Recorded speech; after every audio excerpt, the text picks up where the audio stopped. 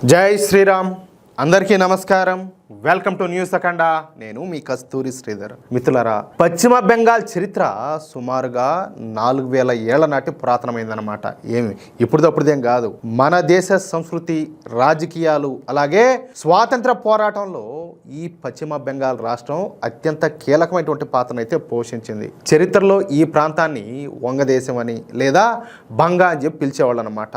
6వ శతాబ్దంలో శశాంకుడు అనేటటువంటి రాజు ఈ బెంగాల్ను ఒక శక్తివంతమైనటువంటి రాజ్యంగా తీర్చిదిద్దినాడు. తరువాత పాలవంశం, ఇది వచ్చేసి క్రీస్తు శకం అంటే మీకు అర్థం అవుతుంది అనుకుంటా, కానీ క్రీస్తు శకానికి బదులు నేను ప్రస్తుత శకం అని చెప్తా, ఎందుకంటే అది మనకు అవసరం లేదు. ప్రస్తుత శకం 750 నుంచి 1161 సంవత్సరం వరకు పరిపాలించిందనమాట. ఎవరు? పాలవంశం. ఆ తర్వాత సేనవంశం 1260 సంవత్సరం వరకు ఆ ప్రాంతాన్ని అయితే పరిపాలించినాయి. దీంతో మన కలకత్తా అనేది ఒక సంపన్న వాణిజ్య కేంద్రంగా తయారైంది. అప్పట్లో ఈ కలకత్తాలో మన విజయనగర సామ్రాజ్యంలో ఉన్నట్టే రత్నాలను రాసులుగా పోసి అమ్ముతా ఉన్నారంట. ఇక 13వ శతాబ్దంలో ఇలా దరిద్రం పట్టినట్టు తురకల కన్ను ఈ కలకత్తా మీద పడింది. పచ్చగా ఉండే చోట వాళ్ళ కన్ను పడిందంటే ఇంకంతే, బొగ్గే, సర్వనాశనం అంతే. ఇక ఎక్కడి నుంచో వచ్చేటువంటి ఈ తురకలో మన పశ్చిమ బెంగాల్ను ఆక్రమించుకున్నారు. అయినప్పటికీ కలకత్తా కానీ పశ్చిమ బెంగాల్ కానీ అవన్నీ అనేది తగ్గల. అయినప్పటికీ కలకత్తా అతిపెద్ద వాణిజ్య కేంద్రంగా తన ఆధిపత్యాన్ని అయితే కొనసాగిస్తానే ఉన్నింది. 1757 ప్లాసీ యుద్ధం తర్వాత ఈ పశ్చిమ బెంగాల్ బ్రిటిష్ వాళ్ళ ఆధీనంలోకి వెళ్ళిపోయింది. ఇది భారతదేశంలో బ్రిటిష్ వాళ్ళ సామ్రాజ్య స్థాపనకు పునాది వేసిందన్నమాట. ఇకపోతే 1947లో మన దేశానికి స్వాతంత్రం వచ్చినప్పుడు ఈ బెంగాల్ అనేది రెండుగా విడిపోయింది. పశ్చిమ భాగం భారతదేశంలో పశ్చిమ బెంగాల్గా మిగిలిపోయిందనమాట. ఇక తూర్పు భాగం పాకిస్తాన్లోకి చేరిపోయింది. దాన్ని ఇప్పుడు బంగ్లాదేశ్ అని చెప్పి పిలుస్తున్నాం. అయినప్పటికీ ఈ పశ్చిమ బెంగాలు అలాగే కలకత్తా తమ హవానైతే చాటుతానే వచ్చినాయి. అంతేకాదు ఈ బెంగాలు భారతదేశానికి ఆధునికతను అలాగే జ్ఞానాన్ని కూడా పంచినటువంటి ప్రాంతం అనమాట. రాజా రామ్మోహన్ రాయ్ గారు అలాగే ఈశ్వరచంద్ర విద్యాసాగర్ వంటి సంస్కర్తలు ఈ బెంగాల్కు చెందిన వాళ్లే. రామకృష్ణ పరమహంస అలాగే స్వామి వివేకానంద కూడా ఈ పశ్చిమ బెంగాల్ రాష్ట్రానికి చెందిన వాళ్ళేనమాట. ఇకపోతే నోబెల్ బహుమతి గ్రహీత అయినటువంటి రవీంద్రనాథ్ ఠాగూర్ గారు, బకిం చంద్ర చటర్జీ గారు అలాగే సత్యజిత్ రే వంటి వాళ్ళందరూ కూడా మన దేశానికి అంతర్జాతీయంగా ఖ్యాతినైతే తెచ్చారు. అయితే మనకు స్వాతంత్రం వచ్చిన తర్వాత నుంచి ఈ పశ్చిమ బెంగాల్ ప్రభ కొద్దిగా తగ్గడం మొదలుపెట్టింది. అందుకు కారణం వచ్చేసి కాంగ్రెస్ ప్రభుత్వం. ఆ తర్వాత ఈ పశ్చిమ బెంగాల్ను కమ్యూనిస్టులు ఆక్రమించుకున్నారంటే ఏదో దండెత్తేం కాదు, అంటే తర్వాత ఎలక్షన్స్ లో వాళ్ళు గెలిచారనమాట. వాళ్ళ ప్రభుత్వాలను ఏర్పాటు చేశారు. అంతే. ఇక పశ్చిమ బెంగాల్ అంతా కూడా నాశనం అయిపోయింది. పారిశ్రామిక ప్రగతి అంతా కూడా దెబ్బతినిపోయింది. ఎప్పుడు కూడా తెలుసు కదా ఈ కమ్యూనిస్టుల గురించి మీకు అంతా కూడా, ఏదో ఒక ధర్నా, రాస్తా రోకోలు, ఆందోళనలు, వీళ్ళ బొంద అంట రాష్ట్రాన్ని దరిద్రం చేసి వదిలిపెట్టినారు. ఇక అభినవ శూర్పణఖైనటువంటి మమతా బేగం విషయానికి వద్దాం. 1970లలో కాంగ్రెస్ పార్టీ ద్వారా రాజకీయాల్లోకి వచ్చినటువంటి ఈ మమతా బేగం 1998లో ఆల్ ఇండియా తృణమూల్ కాంగ్రెస్ పార్టీని అయితే స్థాపించింది. ఇక 2011లో ఈ మమతా బేగం పశ్చిమ బెంగాల్లో అధికారంలోకి వచ్చిందనమాట. దీంతో ఈ పశ్చిమ బెంగాల్ పరిస్థితి అదేదో పెద్దోళ్ళు సామెత చెప్పినట్టుగా పెనం మీద నుంచి పొయ్యిలో పడినట్టు అయిపోయింది. పశ్చిమ బెంగాల్ ఘన చరిత్ర కాస్త అతి దారుణంగా పడిపోయింది. కమ్యూనిస్టుల పాలనలో నాశనం అయిపోయినటువంటి పశ్చిమ బెంగాల్లో ఈవిడి గారి పాలనలో సర్వనాశనం అయిపోయింది. బంగ్లాదేశ్ మియా ముస్లింలను అలాగే మయన్మార్ రోహింగ్యా ముస్లింలను పెద్ద ఎత్తున ఈ పశ్చిమ బెంగాల్లోకి తీసుకొచ్చింది. వాళ్లకు ఫేక్ రేషన్ కార్డులు, ఫేక్ ఆధార్ కార్డులు ఇచ్చి వాళ్లకు ఓటు హక్కును కూడా కల్పించింది. ఎంత దారుణమో చూడండి. అందుకే ఈ మమతా బేగం 3 సార్లు గెలవగలిగిందనమాట. అయితే కేంద్ర ఎన్నికల సంఘం ప్రవేశపెట్టినటువంటి సర్వే మూలంగా 1.2 కోట్ల ఫేక్ ఓటర్లను ఎన్నికల సంఘం అయితే తొలగించింది. వాళ్ళలో అక్రమ వలసదారుల ఓట్లే అధికంగా ఉన్నాయన్నమాట. దీంతో మమతా బెనర్జీకు ఇప్పుడు భయం పట్టుకునేది. అదే మమతా బేగంకు ఈసారి ఓడిపోతే తనకు జైలు జీవితం తప్పదని చెప్పేసి ఈ మమతా బేగంకు క్లియర్గా అర్థమైపోయింది. అందుకే ఈ మమతా బేగం ఇప్పుడు కొత్త ఎత్తేసిందనమాట. అదే ప్రాణహాని.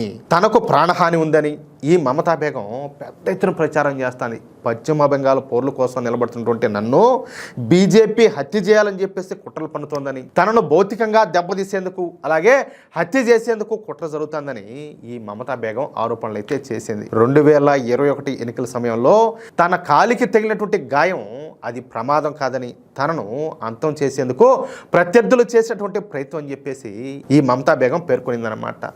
ఎట్లున్నాయి చూడండి కథలన్నీ కూడా. కథలు చెప్పమంటే ఈవిడి గారికి ఫస్ట్ ర్యాంక్ ఏమన్నా వచ్చేదేమో. అలాగే రాష్ట్ర డీజీపీని ఆకస్మికంగా తొలగించడం వల్ల తన భద్రతకు ముప్పు ఏర్పడిందని ఈ తృణమూల కాంగ్రెస్ పార్టీ ఎన్నికల కమిషన్కు ఫిర్యాదు చేసింది. అంతేకాకుండా గతంలో కూడా మాల్దాలో తాను బస చేసినటువంటి హోటల్లో మంటలు చెలరేగినప్పుడు అది తనను చంపేందుకు జరిగినటువంటి కుట్రగా ఈ మమతా బేగం ఒక కొత్త నాటకానికి అయితే తెరలైపోయింది. కాదులే సరే, ఈవిడి గారు ఉండటానికి ఈవిడి గారి కోసం అన్ని ప్లాన్లు వేయాలనా? అమ్మాయిని చూడండి ఎట్లుంటుందో, ఎండిపోయిన తొండ మారి ఉంటుంది.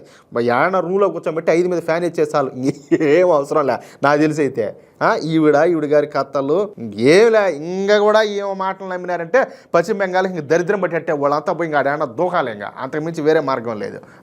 సరే, ఇక దీనిపైన బీజేపీ అయితే తీవ్రమైనటువంటి ఆగ్రహాన్ని వ్యక్తం చేసింది. ఈ విషయం పైన బీజేపీ ఎంపీ అయినటువంటి కమల్జిత్ సెహ్రావత్ మాట్లాడతా ఈ మమతా బెనర్జీ ప్రతిసారి కూడా పశ్చిమ బెంగాల్లో ఎన్నికలు దగ్గర పడితే ప్రజలను తప్పుదోవ పట్టించే ప్రయత్నం చేస్తారని ఇలాంటి ఆరోపణలు చేయడం ఆవిడ గారికి కొత్త విషయం ఏం కాదని చెప్పేసి తేల్చి పారేసింది. కేవలం 2 నెలల క్రితం ఈడీ అధికారులు దాడులు చేసినప్పుడు ఆవిడ గారు ఆ పత్రాలన్నీ కూడా లాక్కొని అధికారులను బెదిరించింది.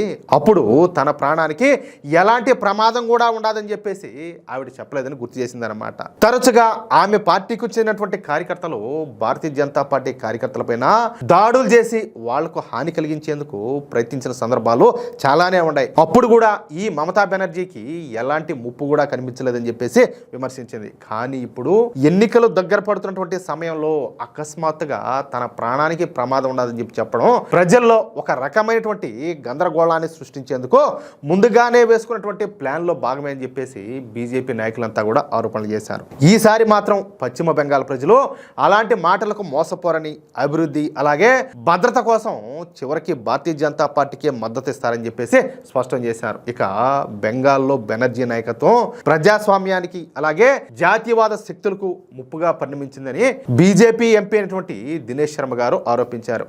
ఆమె ప్రభుత్వం అంటే ఎవరు? ఈ మమతా బేగం ప్రభుత్వం అవినీతి అలాగే బుజ్జగింపు విధానాలు అలాగే బలహీనమైనటువంటి పాలనతో సాగుతుందని ఆయన అయితే విమర్శించారు. బెంగాల్కు అలాగే ప్రజాస్వామ్యానికి దేశంలోని జాతీయవాద శక్తులకు ఈ మమతా బెనర్జీ ఒక ముప్పుగా మారిపోయింది. ఆమె నాయకత్వంలో కేవలం బుజ్జగింపు రాజకీయాలు మాత్రమే నడుస్తాయి. ఆమె బెంగాల్కు చెప్పాలంటే ఒక శాపంగా మారిపోయింది. ఈ మమతా బేగం తిరిగి అధికారంలోకి వస్తే అవినీతి, ద్రవ్యోల్బణం, నిరుద్యోగం అన్నీ కూడా పెరిగిపోతాయి. వీటితో పాటు వ్యవసాయ ఉత్పత్తి తగ్గి ప్రజలు తీవ్రమైనటువంటి ఇబ్బందులకు గురవుతారు. ఆవిడ గారు రాజకీయ జీవితం ఇప్పుడు తుదిదశలో ఉండదని చెప్పేసి బీజేపీ ఎంపీ అయినటువంటి దినేష్ శర్మ గారు ఉచ్చుకుపడినారు. మొత్తం మీద ఈ మమతా బెనర్జీకు బీజేపీ నాయకులంతా కలిసి గట్టిగా కౌంటర్ ఇస్తా ఆమె బండారం అంతా కూడా బయటపెట్టారు. దీంతో ఇప్పుడు ఏం చేయాలో తెలియక ఈ మమతా బేగం తల బాదుకుంటుందంట. అది విషయం.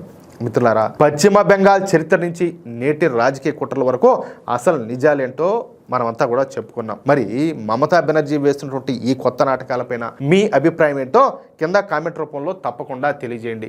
నిజమైనటువంటి జాతీయవాద గళం వినిపించేటటువంటి ఇలాంటి మరిన్ని విశ్లేషణాత్మకమైనటువంటి కథనాల కోసం మన న్యూస్ అఖండ ఛానల్ని ఇప్పుడే సబ్స్క్రైబ్ చేసుకోండి. ఈ సమాచారం అందరికీ చేరే విధంగా ఈ వీడియోని లైక్ చేసి మీ మిత్రులకందరికీ కూడా షేర్ చేయండి. జై శ్రీరామ్, జై హింద్, భారత్ మాతాకి జై.